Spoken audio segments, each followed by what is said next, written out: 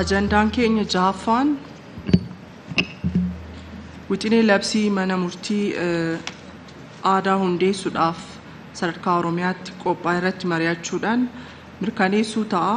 Haaluma kanaan dura taa'aa koree dhaabbii dhimma bulchiinsaaf seeraa caffee kabajamoo obbo Isaa Boruu, pireezidaantii itti aanaa mana murtii waliigalaa kabajamoo obbo Guyyoo Waariyoo, akkasumas kabajamoo obbo Milkii Makuriyaa mana murtii waliigala Oromiyaatti qorataa seeraa kan ta'an garana dhufanii wixinee labsichaa akka kabajamaa caffeetiif dhiyeessan nan affeera.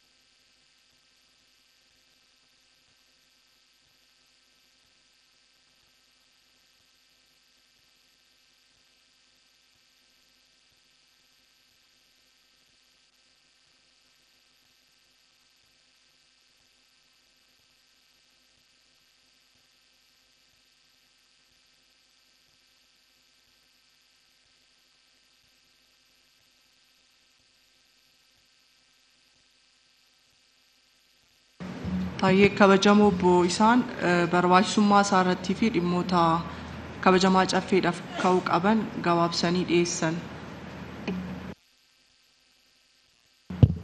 Galatooma kabajamoo fi kabajamtoota miseensota caffee sirreeffama gabaabduu qabna. Keewwata 33 irratti keewwata xiqqaa 11 keewwata 33 keewwata xiqqaa 11 bu'uura keewwata kana keewwata xiqqaa 11tiin jetti 10tti akka sirraa'u 11 tan jettu san jechuudha. Keewwata 33 keewwata xiqqaa 11 bu'uura keewwata kana keewwata xiqqaa 11tiin kan jettu 10tti yoo sirraa'e gaariidha. Xumura irratti xumura fuula 26 waxabajjii kan jedhu adoolessa jedhee akka sirraa'u kabajaan gaafadha.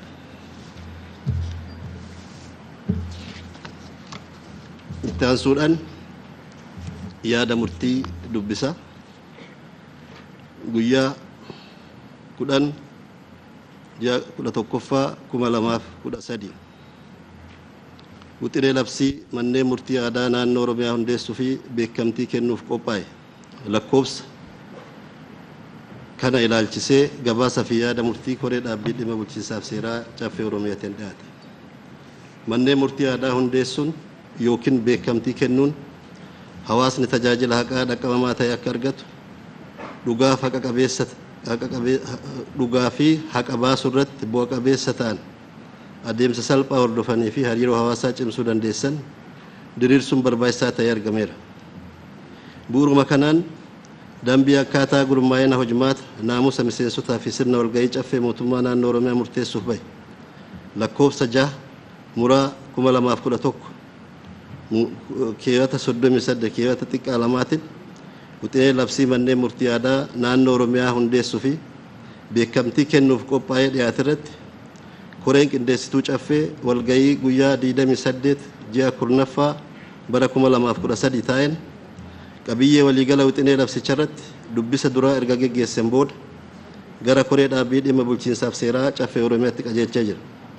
Haaluma kanaan koreen dhaabbii keenya wixinee labsii itti qajeelfame kana yaada ummataatiin akka gabbatu taasisuudhaaf waltajjii yaada ummataa yookaan public hearingii kutaalee hawaasa adda addaa magaalaa Adaamaatti gaafa 2 ji'a 11ffaa 2013 adeemsifame irratti yaadota wixinicha gabbisuuf galtee ta'uu danda'an walitti qabee jira. Yaadota waltajjii yaada ummataa irratti argaman akka galteetti fayyadamuudhaan walgayii gaafa 3 ji'a 11ffaa 2013 gaggeessan marii bal'aa taasisee koreen keenya wixinicha gadi fageenyaan ilaalee sirreeffama yaada fi teeknikaa barbaachisu hunda erga taasiseen booda gabaasa fi yaada murtii isaa koree qindeessituu caffeef dhiyeessee jira. Koreen qindeessituu caffee walgayii gaafa 5 ji'a 11ffaa 2013 gaggeessan wixinicha irratti dubbisa lammaffaa erga taasiseen booda wixinichi kabajamaa caffee kanatti dhiyaatee akka ragaa murteessee jira. Wixinee labsii kun kabajamaa caffee kanaan ragga'ee kan hojiirra oolu yoo ta'e hawaasni keenya maloota hiikaa waldiddaa idilee fi sirna jaarsummaa armaan dura hojiirra turetti dabalata seera aadaa fi duudhaa bu'uureffachuun waldiddaa akka hiikkatu waan dandeessuuf filannoo dabalataa hawaasaaf kan kennu waan ta'eef. Kana malees manni murtii aadaa seera aadaa bu'uureffatee kan hojjetu waan ta'eef manneen murtii idilee caalaa dhugaa fi haqa baasuu irratti bu'a qabeessa akka ta'uu danda'u taasisa. Dabalataanis manneen murtii aadaa sadarkaa gandattis kan hundaa'uu danda'an waan ta'eef dhaqqabummaa haqaa mirkaneessuuf kan dandeessisudha. Hawaasni keenya sirna ofii beekuun akka keessummaa'u kan dandeessuu fi mirga ofii kabachiisuu carraa kan kennudha. Walumaa gala sirna kanaaf gargaaru diriirsuun maloota hiikaa waldhabbii aadaa uummata Oromoo keessatti gabbatee jiru kan jaarmoomsuu fi uummata keenya fayyadamaa kan taasisu ta'uun isaa itti amanamee jira. Kanaaf wixinichi sadarkaa keessa darbuu qabu hunda keessa darbee kan dhiyaate waan ta'eef kabajamtoonni miseensota caffee wixinicha kana irratti keeyyataan marii bal'aa erga taasisaniin booda akka raggaasisu kabaja guddaan gaafadha. Xumura irratti hubachiistonni qaama abbaa seerummaa naannichaa gabaabsanii barbaachisummaa fi dhimmoota murteessoo ta'an akka ibsa dabalataa itti kennan carraan akka kennamuuf kabajamoo afyaa'ee carraan akka nu kennan nan gaafadha. Galatooma. Ayyee itti fufaa kabajamoo. Ayyee galatooma kabajamoo afyaa'ii kabajamtoota miseensota caffee barbaachisummaan wixinee tana akkuma obbo isaanis kaasan waa hedduu tokko gaminu kaasuu ni dandeenyu sirna gadaa sirni seeraa qabnuutti deebi'uuf eenyummaa deebi'uu wal qabsiifee faayidaa olaanaa qabaachuu kaasuu dandeenya. Sirni gadaa sirni seeraa qaba. Sirni seeraa yoo jennu sirni seerii tumatu qaba. Sirni seerii hiikkatuun qaba. Sirni seerii raawwachiisuun qaba. Sirni seerii idilee itti fayyadamu kanaan dur sirna kanaan fayyadamaa waan turreef ufii deebi'uu keessattuu tokko jechuudha. Akka kaalee ka'aa ture labsiin tajaajila lammummaa naannoo ta'een keessatti bu'aa akkam akka buufte ka'aa ture. Sirna qaa keessatti mana murtii aadaa hundeessuu fi mana murtii aadaa caasaa aadaa jiranii beekamtii kennuun bu'aa olaanaa akka qabu kaasuu dandeenya. Waanuma gabaasa keenya keessatti reefuu kaafne wal qabatee ragaa sobaa balleessuu, ragaa sobaa hirdhisuu, haqii akka argamu godhuu irratti bu'aan isaa olaanaadha. Aadaa keessa carraan sobuu, carraan jaarrolee abbootii gadaa hayyuu wayyuu jalaa dhokachuu xiqqaa waan ta'eef kanarratti barbaachisummaa isaa kaasuu dandeenya. Isiin lammaffaan dhimmoota mana murtii idilee dhiyaatan kana irraa hirdhisuu keessatti gahee olaanaa taphata. Uummanni filannoo tan yoo horate instituushinii tan beekamtii kenninee fi duraanuutti fayyadamaa ture jira. Duraanuu waldhabdee adda addaa ittiin hiikachaa ture jira. Beekamtii yoo kennineef dhimmoota achi geeffatee fala argachuu irratti bu'aa olaanaa qabdi. Haqa argamsiisuu fi namoota waldhabaa walitti fayyisuu irratti bu'aa olaanaa qabdu akkuma kabajamtoonni miseensonni caffee kun beekani. Kanaaf barbaachisummaan isii waan hedduu haasofnee keessaa bahuu dhabuu dandeenya. Gabaabsee yoo kaase sirna qaa naannoo keenyaa jijjiiruu keessatti bu'aa olaanaa qabdu kaasuu dandeenya. Ilaalchum sirna qaatu bu'uurum sirna qaatu jijjiirjennee akkasii kaasuu dandeenya. Hagana yoo jenna geetti horaa bulaa.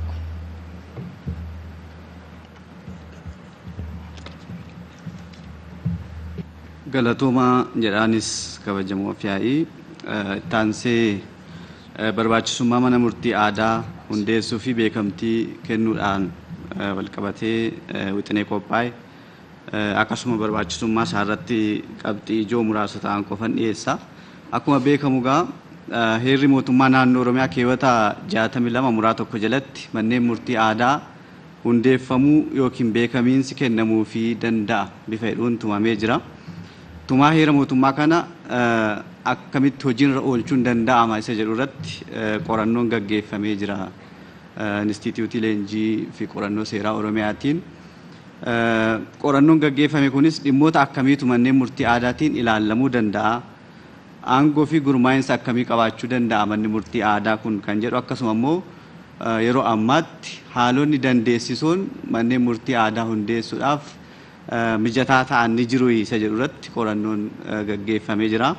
Egaa qorannoo gaggeeffame irratti hundaa'uunis abbootii gadaa, haadholii siiqqee fi hayyoota dhimmichi ilaallatu waliin irra deddeebiidhaan mariin gaggeeffamaa turee jira.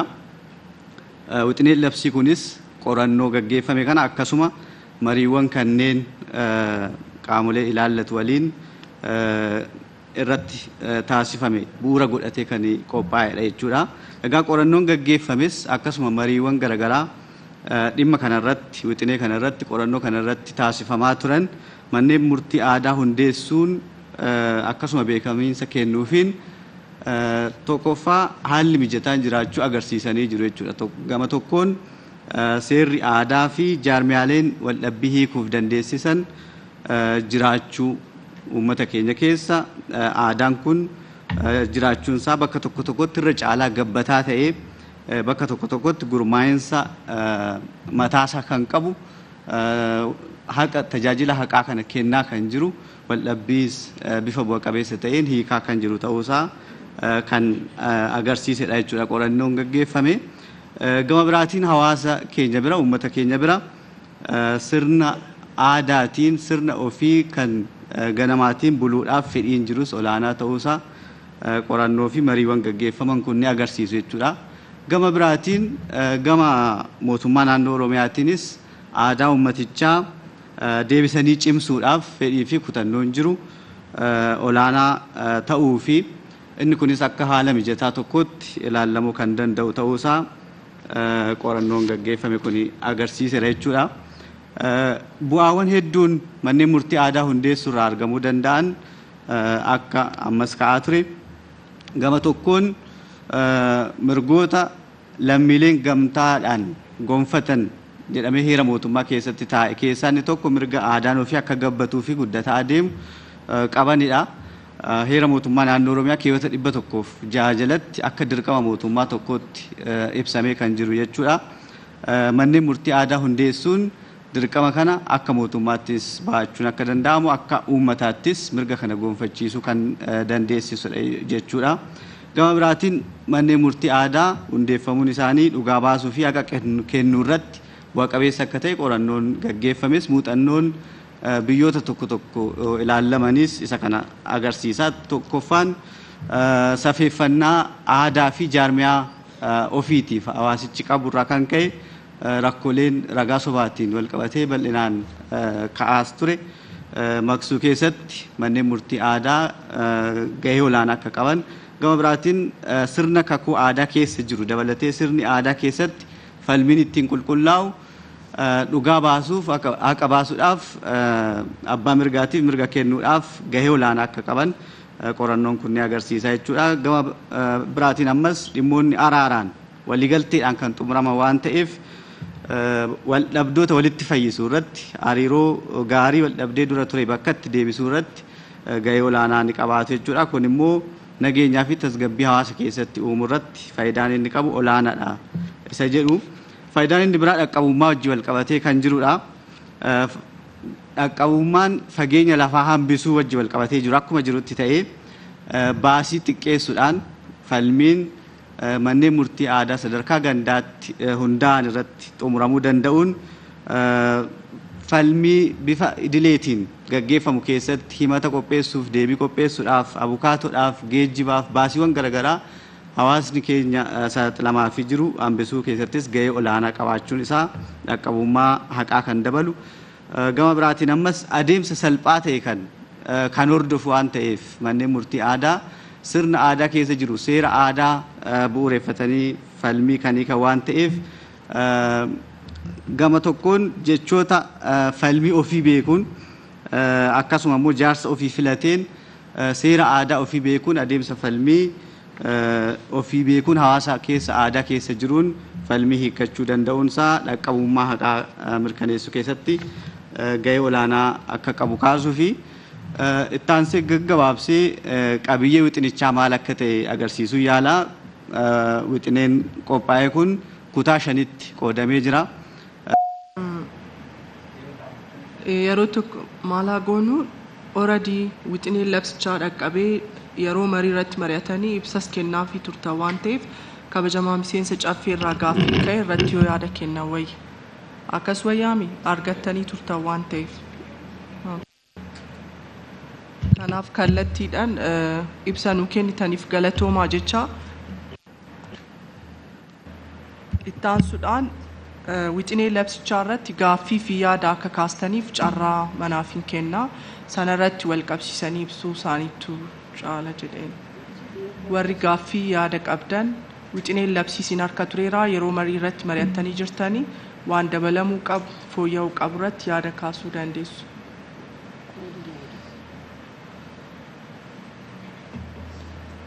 Kabajamoo addee Masqalee kabajamoo achi jirtan 2 kabajamoo achi jirtan 3 isin 4 keessan kaasati kan namni tokko kaase kun osoo irra hin deebiin.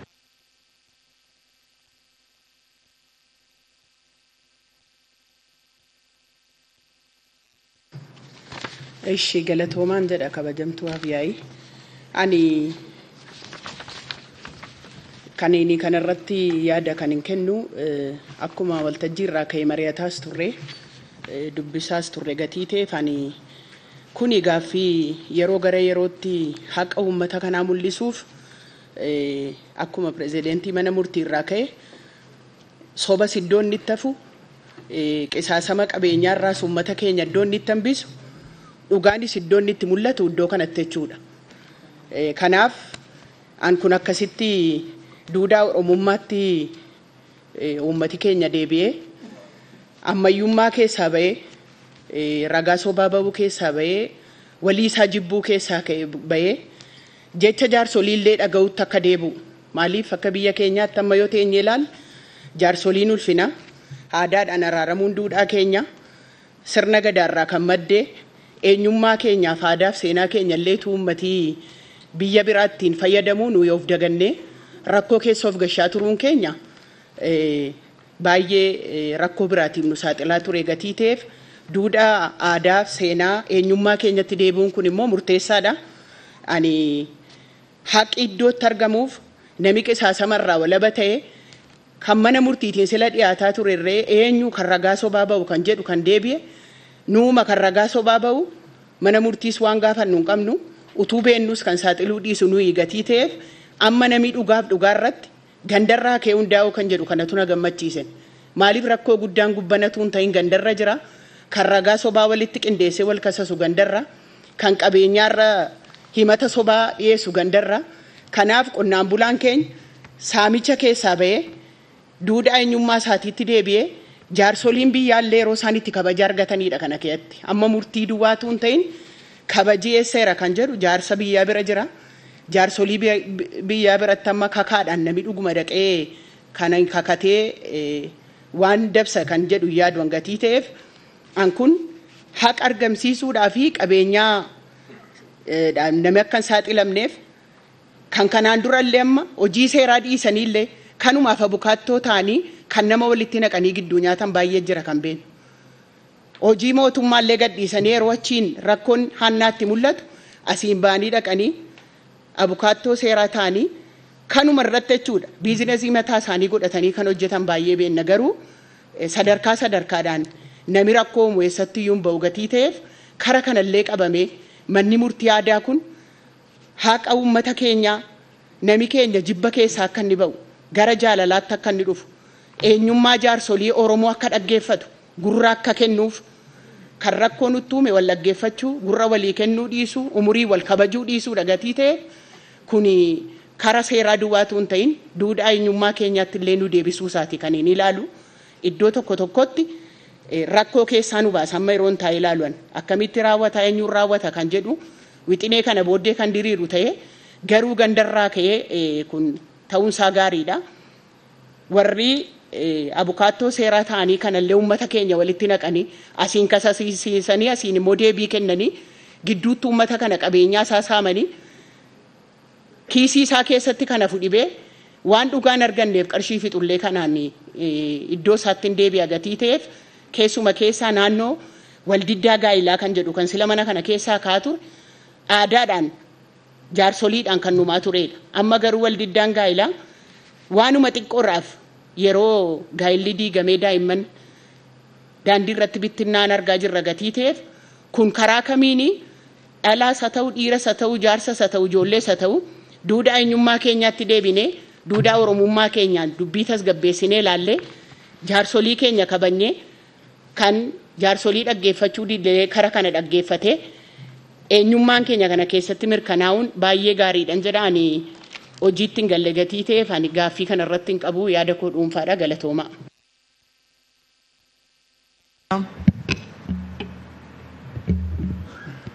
Tole galatooma kabajamoo fayyaa'i barbaachisummaa mana murtii aadaa irratti waan waltajjii irraa ka'an illee sheer godhaa waan baay'insaa faayidaa akka qabu marii irrattis kaasaa turre barbaachisummaa isaa keessatti deddeebii hambisuu akka danda'uu fi oomishtummaan keenya illee dabaluu akka danda'u manni keenya tajaajila itti dhiyeenyatti argachuu akka danda'u kan nama taasisuu fi akkuma jedhame immoo ragaa cubbuu kana hambisuun hin danda'ame jedhamee kan yaadamu waan ta'eef waan gaarii dhadhee fudhadha.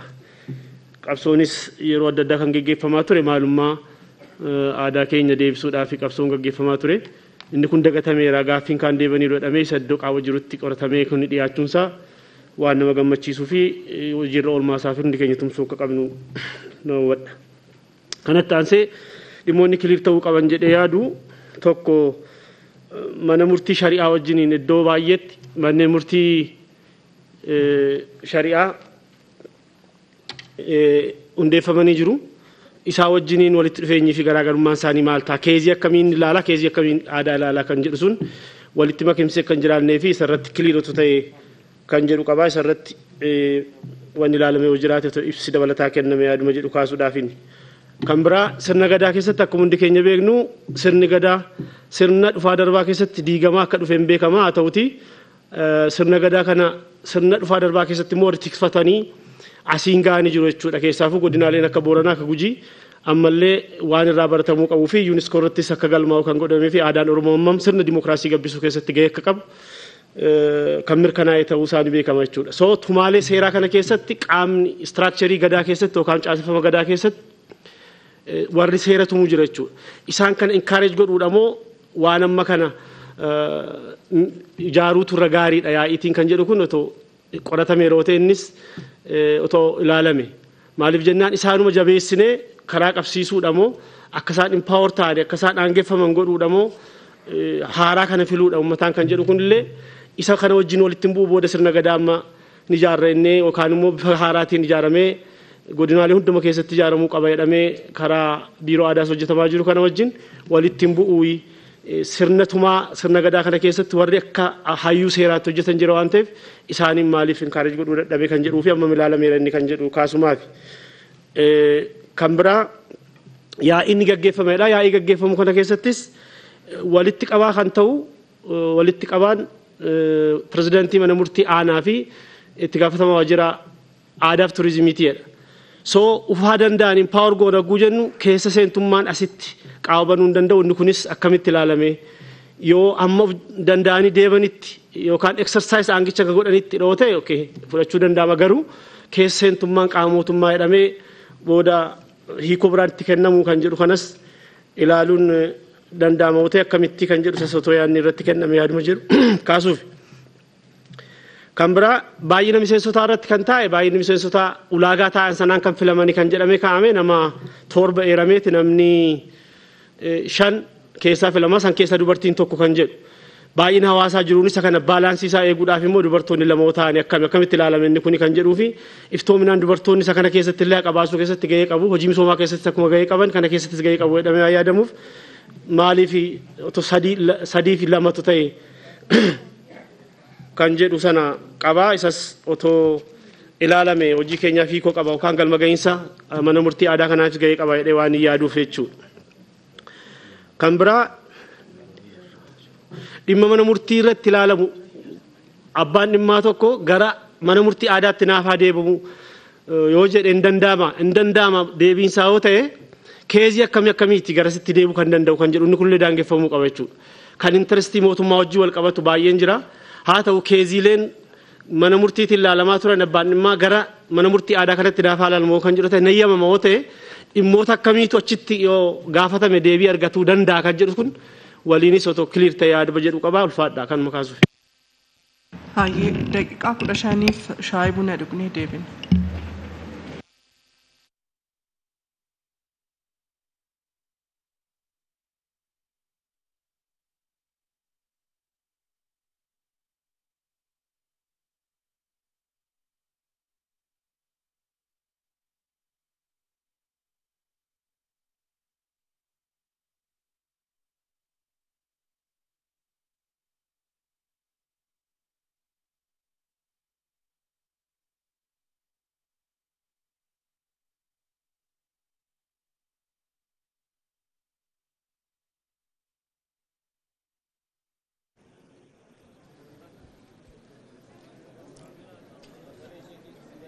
Cek tokko lama sadii ታችን የጨፌው 14ኛ ጉባኤ የዛሬ ጧቱ እንግዲህ የተካሄደ ነው የሚገኘው አሁን ለሻይ ረፍት እየወጡ ነው የሚገኙት እንግዲህ አሁን በጧቱ መርሃ ግብር የኦሮሚያ ጠቅላይ ፍርድ ቤት የ2013 የሥራ አፈጻጸም ሪፖርት ነበር እየቀረበው እንዲሁም የ2014 የሥራ አቅጣጫ ከዚህ ጋር ተያይዞ ሪፖርቱን ያቀረቡት የጠቅላይ ፍርድ ቤቱ ፕሬዝዳንት የሆኑት አቶ ገዛሊ አባሲመል ናቸው እሳቸው እንግዲህ ካቀረቡት መካከል ጥራትን ለማስጠበቅ ጠንከር ያለ ስራን ሰርተናል የሚልን ሐሳብ አንስተዋል ከዚህ ጋር ተያይዞ እንግዲህ ከቀረቡልን መዝገቦች መካከል 94 በመቶ በላይ የሆነውን ማሳካት ችለናል የሚልን ሐሳብ አንስተዋል ከዚህም ጋር ጥሩ ስኬት ነው የሚልን ሐሳብ ነው እሳቸው ያነሱት ከዛም ባሻገር ደግሞ ያው ዳኞችን ከመሰየም ጋር ተያይዞ የተለያዩ ስልጣናዎችን እየሰጠን የትምህርት ደረጃዎችንም ለማሻሻል የሞከርንበት ሂደት አለ የሚልን ሐሳብ አንስተዋል ከዛም ውጭ እንግዲህ የኮቪድ ተጽዕኖ እንዳለ ሆኖ ጥራትን መሰረት ባደረገ መልኩ ጥሩ ስራ ለመስራት የሞከርንበት ሁኔታ አለ ነው ብለው ያነሱት እንግዲህ እሳቸው ሪፖርቱ የተሻለን ስራ እየሰራንበት አመት እንዲሁም ደግሞ በአፈጻጸም ደረጃም በኦሮሚያ የፍርድ ቤቶች ታሪክ እስከዛሬ ከመጣንበት ጥሩ ያሳካንበት የሚልን ሐሳብ አንስተዋል ከህዝብ ከጨፌው አባላት ግን የተለያዩ ሐሳቦች ናቸው የተነሱት ከተነሱት ሐሳቦች መካከል እንግዲህ አንዱ የዳኞች ዲሲፕሊን በተመለከተ አሁንም ጉድለት አለ የሚልን ሐሳብ ነው የተነሳው ተደራሽነትን ለማስፋት በሚል እስከ ወረዳ ድረስ ዳኝነቱ እንዲወርድ ተደርጓል የፍትህ ስርዓቱ እስከዛ ድረስ እንዲሄድ ነገር ግን አሁንም በይግባኝ መልክ ወደ ላይ የሚመጡት 16 በመቶ ያህል ወደ ላይ እየመጣ ነው ከዚህ ጋር ተያይዞ ችግሩ ምንድነው ተብሎ ተፈትሿል የሚለው ሐሳብ ተነሷል ስለዚህ የዳኞች ዲሲፕሊን ላይ ሄዳችሁበት ያለው አካሄድ እንዴት ይገለጻል የሚል ሐሳብ ነው የተነሳው ሌላኛው ደግሞ በብዛት ከተነሱት መካከል የሐሰተኛ መረጃ ወይም ደግሞ የሐሰተኛ ምስክር ጉዳይ ነው የተነሳው እንግዲህ ሐሰተኛ ምስክሮች አሁንም እየተበራከቱ ነው የሚገኙት ሰዎች በሐሰት ይከሰሳሉ እንዲሁም በሐሰት ደግሞ ምስክር እየቀረበባቸው ለእንግልት እየተደረጉ ነውና እዚህ ላይ መፍትሄው ምንድነው የሚለም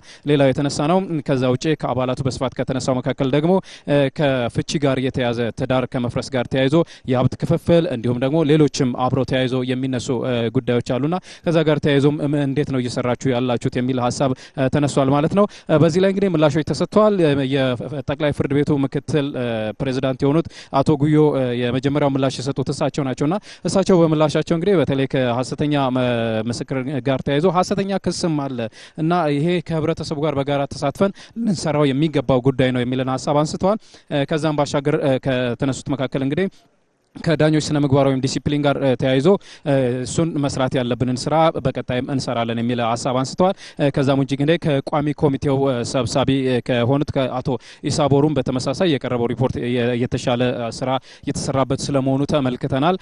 ያሉ ጉድለቶች በተለይ ከዲሲፕሊን እንዲሁም ከሐሰተኛ ምስክር ጋር ተያይዞ የተነሱት ነገሮች አሁንም መፍትሄ የሚያሻቸው ናቸውና መሰራት አለበት የሚልን ሀሳብ ነው ጠቅላላ አድርገው አቶ ገዛሊ የጠቅላይ ፍርድ ቤቱ ፕሬዝዳንትም እንግዲህ በእነዚህ ሀሳቦች ላይ ያገኘናቸውን ደግባት ያዝናቸውና ለቀጣይ 2014 ልንሰራባቸው የሚገቡ ሀሳቦች ተነስተውልናል። ጠንከር አድርገን ስራችንን የምንቀጥልበት ነው የሚሆነው የሚልን ሀሳብ ነው እንግዲህ ያነሱት ማለት ነው። በቀጣይ ሌላኛው አጀንዳ የቀረበው እንግዲህ ባህላዊ ፍርድ ቤትን ከማቋቋም ጋር ተያይዞና እንዲሁም ደግሞ ረቂቅ አዋጁን ከማጽደቅ ጋር ተያይዞ ነው። እሱ እንግዲህ ውይይት እየተደረገበት ነው የሻይ ረፍት እየተካሄደው ማለት ነው። ስለዚህ ከሻይ ረፍት በኋላ እንግዲህ ውሳኔ ላይ የሚደረስበት ይሆናል ማለት ነው። በቀጣይ በአፋን ኦሮሞ ደግሞ ባልደረባዬ አበበ አስራት ወደ እናንተ መረጃዎችን የሚያደርሱ ነው የሚሆነው። ከኦቤን ጋር ቆዩ።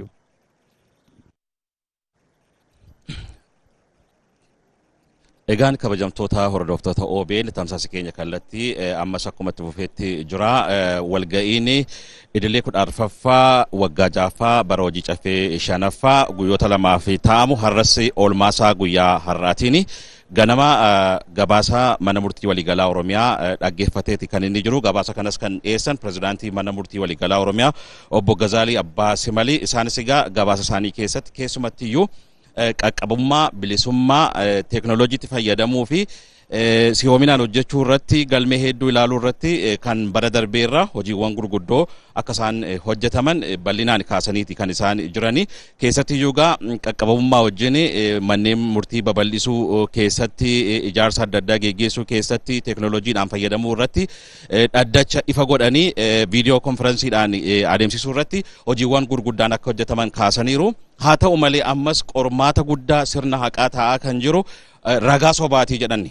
Ragaa sobaa kana immoo dhabamsiisuudhaa fi xiyyeeffannaan tarsiimoon taa'ee hojjetamaa jira. Garuu bu'aan barbaadamu akka inni hin argamne gabaasa isaanii keessatti bal'inaan kaasaniiti kan isaan jiranii jechuudha.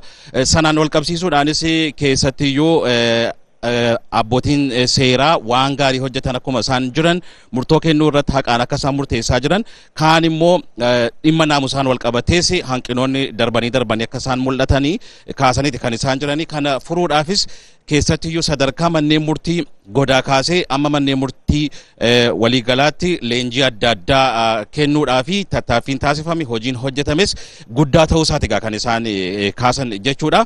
Gabaasa isaaniin boodas keessumattiyyuu miseensonni kabajamtoonni caffeedha yaadaaf gaaffii adda addaati kan isaan dhiyeessanii. Hojiiwwan bara darbee wajjin wal bira qabamee yeroo ilaalamu manneen murtii keessatti hojiin fooyya'insa qabu hojjetamee jira. Garuu ammas hawaasa keenya miidhaa kan jiru dhimma ragaa sobaatii jedhan. Dhimmi ragaa sobaa yeroo baay'ee caffee kana irratti bal'inaan ka'a garuu furmaata waaraa argachuu hin dandeenye. Kana irratti ammas ciminaan hojjetamuu baannaan tokko misooma keenya dudubatti harkisaa haqa argachuu uummata keenyaas hin dhorka waan ta'eef kana irratti ciminaan hojjetamuu akka inni qabuu fi manneen murtii ammas maal kaawwatanii jiru kan jedhu akka gaaffiif yaadaatti kabajamtoota miseensota caffee irraa ka'eeti kan inni jiru jechuudha. Sanarraa ka'uudhaan egaa keessattiyyuu caffee Oromiyaatti koreen dhaabbii dhimma seeraa fi dura ta'an korichaa obbo Isaa Booruu yaada kennaniiru. Gama manneen murtiitiin sadarkaa godaatii amma gubbaatti qorannoon bal'aan geggeeffamee jira.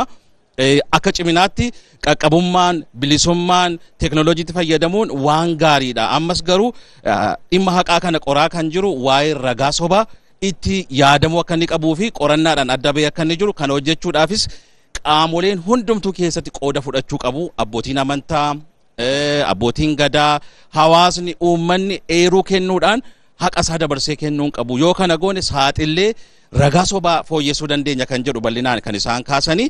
Eega isaanii dubbataniin booda immoo pirezidaantiin itti aanaa mana murtii waliigalaa obbo Oromiyaa obbo Guyyoonis yaada yookaan immoo deebii fi yaada kennaniiti kan isaan jiran.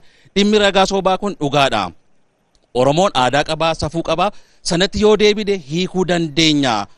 Ammas garuu uummanni keenya dhimma ragaa sobaa kana irratti xiyyeeffatee hojjechuu qaba. Ragaa sobaa otoo hin taane ammas yeroo ammaa kana immoo himanni sobaallee qindaa'ee mana taa'amee yeroo inni itti dhimma haqaa kana jeeqaa jirutu jira kanarrattis ciminaan hojjetamuun akka inni barbaachisu bal'inaan egaa kan isaan yaada kennani isa boodas immoo pirezidaantii mana murtii waliigalaa Oromiyaa obbo Gazaalii Abbaas Malis deebii bal'aa fi yaada bal'aa kaasaniiti kan isaan jirani furmaata kanaaf akka inni ta'utti immoo kabajamaa caffee kanaaf har'a kan dhiyaate wixinee labsii manneen murtii aadaa naannoo Oromiyaa hundeessuudhaaf bees bal'inaan koree dhaabbiidhaan ogeeyyii seeraa mana murtii waliigalaa Oromiyaatiin eeganni bal'inaan ibsitti kennameen booda yaadi dabalataa mana keessaa kennameeti kan inni jiru waan gaariidha duudhaa oromummaa duudhaa dhugaatti nu deebisa waan ta'eef manneen murtii aadaa Oromiyaa hundeessamuudhaaf wixineen kun dhiyaachuun isaa baay'ee gaariidha hojimaata irratti immoo wantoonni ilaalamuu qaban baay'inaan ilaalamuu akka isaan qabanis eega isaan kaasaniin booda wixinee kana raggaasuudhaa fi gidduutti caffeen boqonnaa shaayitiif baheeti kan inni jiru yeroo inni deebi'ugaa mariin bal'aan eega geggeeffame booda irra raggaasifama yookaan immoo mirkanaa jedhameeti kan inni eegamu jechuudha ammas OBN odeeffannoowwan adda addaa gidduutti kan isin biraan ga'u ta'a amma immoo Azeeb Magarsaa afaan Ingiliziitiin waan jiru isin biraan geessi turtii gaarii.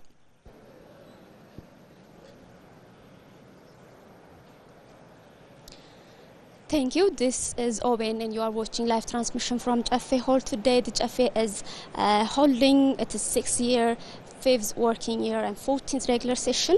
In today's session, in the morning session, the Café discussed on 2 agendas. The first one is that the Café has discussed the 2013 work performance of the Oromia Supreme Court. President of the Oromia Supreme Court, Gazaalii Abbaas Simal, presented the report to the Café, and members of the Café has raised questions and concerns over the presented report, and which they believe that needs to be improved and strengthened. While responding the questions raised by members of the Café, President of the Oromia Supreme Court, Gazaalii Abbaas Simal, said the court is working widely on accessibility of courts and improving justice service delivery. He also said the court is working to strengthen virtual court sessions. He said the court will aggressively work to solve problems related to false testament, capacity and ethical related problems. He said the court will work to strengthen its accessibility for women, children and individuals who seek special needs. The other agenda was that the Café also discussed on establishing traditional courts and giving recognition for traditional courts. The proclamation were prepared to enable traditional courts to work side by side with regular courts, and members of the Café have raised questions and concerns over the proclamations, and most of them appreciated the proclamations, which they said it's encourage the traditional court. So the Café will continue its session after a short break. We will update you more in Afaan Oromoo, Amharic and English. Thank you.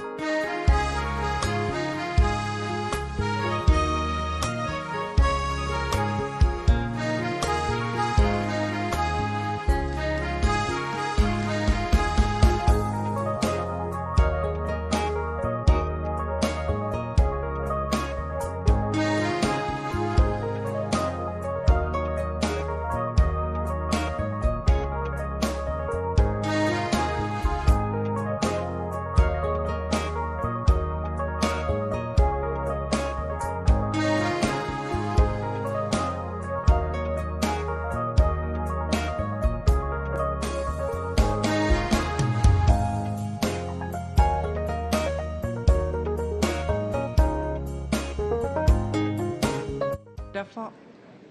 Galatooma kabajamoo afayyaa'ii. Wixineen labsii mana murtii aadaa kun hawaasa keenyaaf baay'ee barbaachisaa fi hawaasni keenya kanaan duras rakkoon tokko yeroo maatii tokko keessattis ta'ee ollattis ta'ee karaa adda addaatiin rakkoon tokko lubbuunsi tokko uumame akkaataa itti himatuu fi akkaataa sadarkaadhaan itti himataa deemuu qaba. Kanas yeroo ta'u hawaasni keenya amma duudhaa aadaa isaanii irraa yeroo tokko maquudhaan osoo hangafatti himatiin osoo hangafa quxusitti himatiin karaan isaan fiiganii karaa seeraa deemuudhaan baasiin taaneefis irratti mul'atu kanatu argama. Kanaafuu dhimmi mana murtii aadaa jedhu kun hawaasa keenyaaf baay'ee barbaachisaadha. Keessattuu maatii tokko keessatti haadha manaatiif abbaan manaa ijoolleen yeroo walitti bu'an namni gadi ba'ee ollatti himata hangafatti himata amma kuni ta'uun hafeet fiigameet wantoota hin taaneef maatiin yeroo diiggaan gaa'elaa raawwatamu tokko argama. Inni biroollee immoo lafaanis ol qabatee namni daangaa irratti yeroo walitti bu'u daangaa saniinis ol qabatee amma hawaasni keenya rakkoolee adda addaa irratti yeroo saaxilaa argina. Kanaafi manni murtii aadaa kun hawaasa keenyaaf baay'ee barbaachisaa fi dhimma aadaa isaatitti duudhaa isaatitti seenaa isaatitti deebi'uu waan ta'eef baay'ee barbaachisaadha waan jedhu kana qaba. Ani wanti akka gaafiititti kaasuu xiqqoo barbaadu keessattuu koreen hawaasummaa gandaa hin jira. Dhimmi koree hawaasummaa gandaa kanaan wal qabatee maal ta'uu qabaata? Yoo laallu amma koreen hawaasummaa gandaa rakkoolee tokko nama barbaadan karaarraa fidaa ragaa sobaa fuudhaat wantoonni isaa ragaa adda addaa kennan ni jira hanga lafaa hanga maalii hawaasa keessa jiraannu keessa yeroo arginu. Dhimmi koree hawaasummaatiif kun yoo akkamitti ilaallama? Dhimmoonni kanatti ilaallamu kun dhimma koree hawaasummaatiin ilaallama waan jedhu kana qaba. Dhimmi biroo immoo dhimma hirmaannaa dubartiitiin ol qabatee nama tokko kan jedhu sun ta'uu hin qabaatu. Kunis osoo sirraa'ee kana keessatti hirmaannaan dubartoonni hayyoon meeqatu jira. Dubartiin as keessa yoo hirmaatte hirmaannaan dubartii yoo baay'ate wanti dubartiin gadi fageenyaan xiinxallitee ilaaltu karaa adda addaatiin kanaaf hirmaannaan dubartiis keessatti xiqqaate waan jedhu kana qaba. Kanaan ala duudhaa aadaa keenyarra deebi'uu jechuun Oromoon aadaa isaa keessatti dhugaa barbaada. Dhugaaf ilmoon takkaa jedha. Dhugaan kennameef taanaan haqni hin dabne taanaan aadaa keenya deebi'uu waan ta'eef baay'ee barbaachisaadha jedhu kana kan kabajamoonni miseensi caffee waan kaasaniif kanuma kaasuun barbaada. Ayyee waan ka'e osoo irra hin deebiin kabajamoo as jirtan. Galatooma kabajamoo afayyaa'ii. Aannan fakkaata. Anis waa'ee barbaachisummaa isaa irratti baay'ee ibsaa hin qabu. Ana carraan. Isinii miti kan haasa'uu jalqabdan haasa'aatii dhumarratti isiniif. Irran deebi'u labsiin kun sa'a kanatti dhiyaachuunsaa jalqabuma guun heerri mootummaadhaa bahuu heera mootummaa keewwatti kan federaalaas haa ta'u kan naannoo irratti hundeessuun akka danda'amu kaawwamee ture.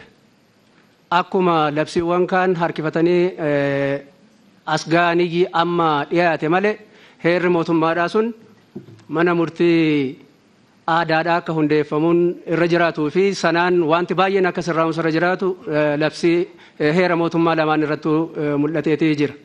Haa ta'uuti ammas edda dhiyaatee akkaataan barbaachisummaa isaa nu ife sun keessumaayyuu sadarkaa gadiitti rakkoowwan adda addaa hawaasni seera aadaa isaatiitiin keessummeessaadha ture keessummeeffamaas ture manni murtii idileedhaas yoo ilaalu har'uma ganama kanalleen kabajamoon pireezidaantii mana murtii waliigalaa kan gabaasa dhiyeessan keessatti dhimmoonni 39,266 karaa jaarsoliitiin akka furmaata argatan akka godhamee fi kun mataa isaatiin jijjiirama ta'uusaa ganama kanalleen amma kana ilaallee jirra jechaadha. Kanaaf kun akkuma jiru ta'ee ani maddoo kanatti akka yaadaatti kan hin kaasuu barbaadu keewwata lammaffaa hiika keessatti walitti qabaa kan jedhu abbaa nam tokko akka ta'etti asirra kan kaa'ame inni kun karaa nama san ibsuutiin ni hiikamne jedheetiin kan inni kaasuu barbaade jaarsa mana murtii aadaa oggoo jedhamachi keessa nama 4tu jira nama 5tu jira kana keessa nam tokko kan walitti qabuu danda'u waan ta'eef jaarsolii mana murtii aadaa keessaa kan jedhu otoo sirra yaada kiyya kun jaarsolii mana murtii aadaa otoo ta'ee nam tokkotu walitti qabaataa waan ta'eef jaarsa jennee guu keenye namoonni shananochi keessa waan jiraniif nama kana tokko bakka buusuudhaa fi ibsuudhaa fi gahaa ta'ee natti mul'an. Kan biraa gurmaa'ina jalatti keewwata 7ffaa gurmaa'ina sadarkaa 2tti kaa'amee jira. Mana murtii aadaa sadarkaa jalqabaatii fi mana murtii aadaa dabarfataa jedhameetti sadarkaa 2tti kaa'amee jira. Caaseffan gurmaa'inni isaa. Amma inni kan lammataadhaa kun kan ilaalu komii manni murtii aadaa jalqabaa ilaale irratti komii ka'uu jedha. Bu'uura isaatiin immoo mana murtii aadaatti wantoonni ilaalaman haqa dhugaa irratti hundaa'ee karaa lamaaniitiin karaa miidhamaas karaa miidhaas gam lamaaniitiin karaa rakkoo hiikuu danda'u karaa oliyyata kaasuu hin dandeenyeen lamaanuu karaa fayyaduu danda'uun wiin kan jedhamu sanaatiin jechaadha afaan Ingiliffaatiin kana giddugaleessa godhateetii murtiin kennama bakka ta'etti komiidhaaf iddoo kanarratti komiidha ilaala manni murtii dabarfataa jedhamee kan kaa'ame sun komii kan gadii kana ilaalanni jedhu kun anaaf iddoo kanatti barbaachisaa ta'etu natti mul'atu. Maaliif jalqabasaa haqa dhugaa irratti hundaa'eetii rakkoo xiqqaa waldhabdee xiqqaa irraa kaasee hanga waldhabdee guddaatti illee iddoon itti ilaalamu. Seera aadaa keessatti kan ittiin hanga wanaatiin hojjetamaas ka turee fi kan qabatamaadhaanis lafa jiru. Komii tokko illee kaasuu karaa hin dandeenyeen irratti mari'atamee bilchinaan karaa lamaaniitiinuu lamaanuu walitti araarsee lamaanuu dhiifama walii godhanii inni tokkos kanis tokkoo fudhatee iddootti gargar ba'an waan ta'eef iddoo kanarratti akkamittiin sadarkaa kanatti caaseffamni lammaffaa kun dhufuu danda'e maaliif barbaachisee kan jedhu sana irratti otoo ibsa kenname akkamitti ilaalames kan jedhu sana otoo yaadni irratti kennameedha. Inni kan biraa keewwata 7ffaa teessoo mana murtii aadaa gandaa jalqabaa sadarkaa gandaatti akka ta'e kaaseet manni murtii aadaa gandoota lamaaf tokko hundeeffamuu akka danda'u keewwatum kana jalanii jira. Mana murtii aadaa sadarkaa jalqabaatti ganda tokko keessatti kan hundeeffameef gandichi teessoo ta'uu hin danda'a.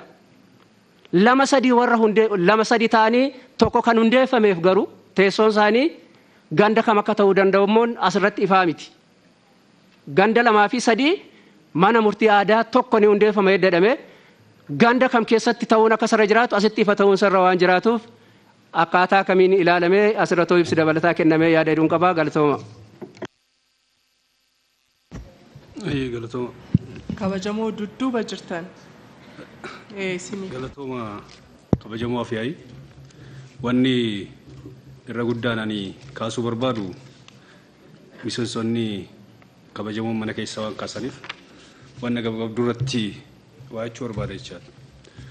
Tokkoffaan dhimmi barbaachisummaadha. Dhimma amma peejii tokkoon waltajjii irraa istee asii irratti mareennee finnu miti. Wal naman gaafachiisu jechaadha. Bu'uurri jijjiirama keenya ofitti deebi'uudha. Aadaa keenya keessatti, aadaa dagannee keessatti, aadaa biyyoonni amma guddanne jedhanii dimookiraasii kaleene jedhan nurraa dhaalanii ittiin deeman keessatti deebineeti. Injifannoon meeshaaleen takkaayis tuuliin jijjiirama kanatti finne isa guddaa keessaa inni tokko ofitti deebi'uu ta'uusaa mana kanaaf haaraa miti jechaadha. Kanaafuu dhimma dhaqqabummaa wajjin wal qabatee haala yerootiinis yoo ilaalle uummanni keenya yeroo caalaa gaddeebi'uudhaan haqa isaa bitachaa jira. Wanni haqa itti argatus akkuma jirutti ta'ee gaaffiin guddaan jiru rakkoon bulchiinsa gaarii amma uummata keenya rakkoo jireenyaan walgituun qoraa jiru rakkoo haqa isaa dhabuuti. Sirni haqaa sadarkaa gubbaatti irraa kaasee hanga dakaatti jiru gaaffii guddaa kan qabu ta'uu isaati. Isa kana hiikuu keessatti manni murtii aadaa kun bakka bu'ummaa hin qabu. Bakka bu'ummaa hin qabu.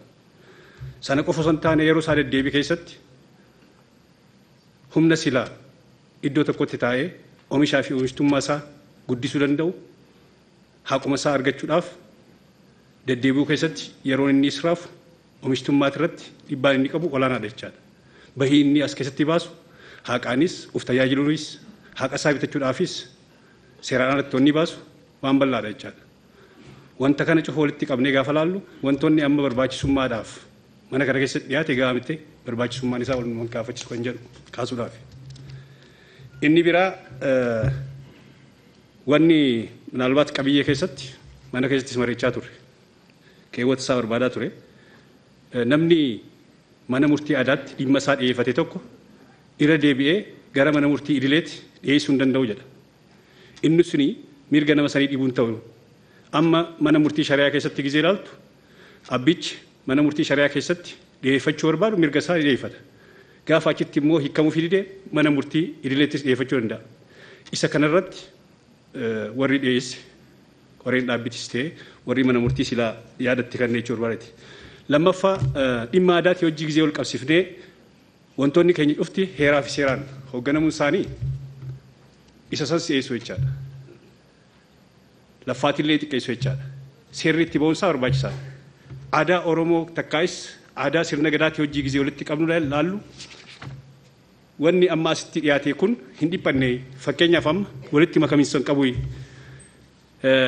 Yaa'ii walitti kan qabu mana murtii pirezidaantii mana murtiitii fi itti gaafatamaa waajjira aadaa fi turizimii jedha.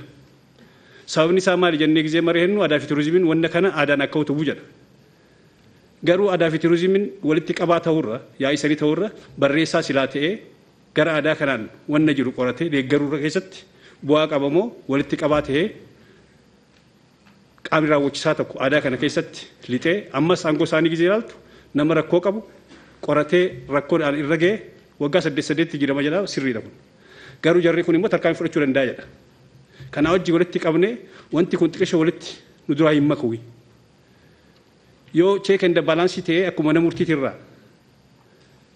fi qaamota raawwachiisaa sadeen koree sirna haqaa keessatti tirendiin sun kan as keessatti dhufu yoo ta'e iddoo sanitti itti aanaan walitti qaba aadaa fi turizimii kan jedhu kun laalamuu hin danda'u. Akkuma koree sirna haqaa sanitti bulchaan itti gaafatamaan mana murtii itti aanaa ta'ee inni sun barreessaa yoo ta'e irra fooyyeen ta'uu kan jedhu kana akka yaadaatti dhiyeessuu barbaadeeti. Gara biraattiin itti waamichi isaanii yaa'u mana mariitiif akka ta'e hin garsiisa. Garuu abbootii gadaa qeeroon foolleen maarreen jedhamu kun bakka aadaan reefuu mana keessaa akka ka'etti hanga ammaa bu'uursaa osoo gadi lakkisiin deemu tirendiin achi keessatti jiru sun gamanaan walitti makamee hafuura dookumentii kanaa gara adummaatti geessurra gara koree hawaasummaa yookiin shangoo jennu sun hafuura akkasiitu xiqqishoo keessatti baay'ate qorannoon gizee waan kana geessu warra aadaa kana abbootii gadaa foollee wayyuu wanda jennu kana akkamitti hammateeti qorannoo kun gaggeeffame kan jedhu kanarratti silaa waa jedhame jechuu barbaadeetti galatooma. Hayyee galatoomaa kabajamoon miseensi caffee iddoo keessan malee teessanii yookaan maqaa keessan garas jijjiiruu qabdaniyyuu maaliif yuunivarsiitotni taajjabaadha malee kallattiidhaan akkasonni hin jedhan Harargee lixaa dadar miti isin kanaaf maqaa keessan iddoo jiru laaltanii yoo teessan wayya warri kunis cheekkoodha yoo teessan ittaan sudhaan as gidduudha namni yaada qabdan yaadota baay'eetu ka'ee wanta fi qofti yoo jiraate. As garanarraa tokko isin lama isin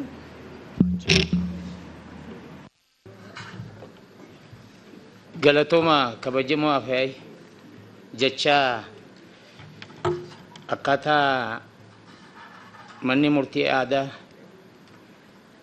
akka naannoo Oromiyaatti akka dhaabbatu jedhamee ammaan tana labsiidhaan nu dhiyaate kun baay'ee waan nama gammachiisu waan keessoo keenyaanis yaadaa turre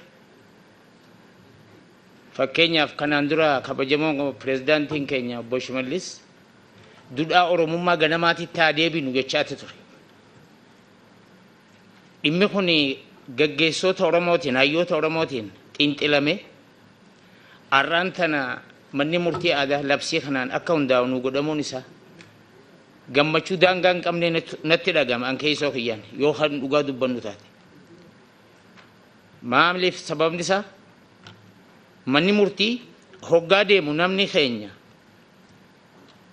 anumaatu isa daffara anumaa isa tumoo wantoota adda addaa wal jibbaate kan deemu karaa mana murtii wal jaalate haqaan harkadhaadhaan miti inni haqaan qabnes namticha haqa qabu kana daffareetiin anis irra caalmayaan ragaa sobaa dhiyeeffadhe akkasimmoo injifannoo jedhamuuni ilaalcha akkasiitu ture uummata keenya keessa.